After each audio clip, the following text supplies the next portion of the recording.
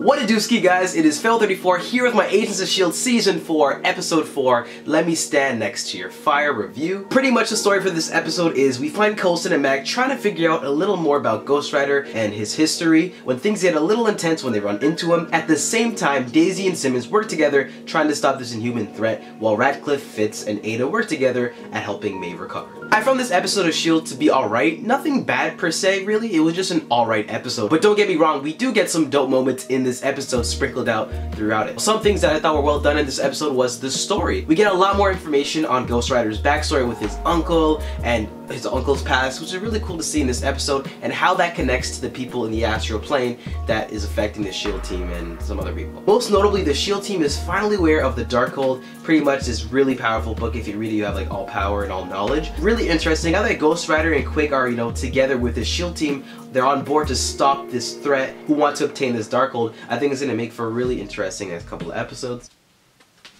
Ada was really cool in this episode. I was kind of sad they kind of just shafted her and put her on the back burner for the past couple of episodes, but now they're starting to develop that plot line with, Ada and life model decoys. In this episode, more complex ideas of life model decoys were being tossed around, which is really interesting. For example, the concept of lying when Fitz was talking to May, I thought that was really dope. But one thing is, though, we don't really get an idea by the end of the episode, any kind of indication as to what they're gonna do with it. But I'm totally down. I mean, life model decoys, shit, we've been asking for it, so give me more! So in this episode, we see the return of an old Inhuman friend named James. We all know who this rowdy, explosive guy is, and it was nice seeing him again, but I liked his character in this episode. I thought he fit well within the story that was happening. We had a pretty cool twist with him at the end, although it might have been slightly obvious. But fam! That scene with Ghost Rider was so good.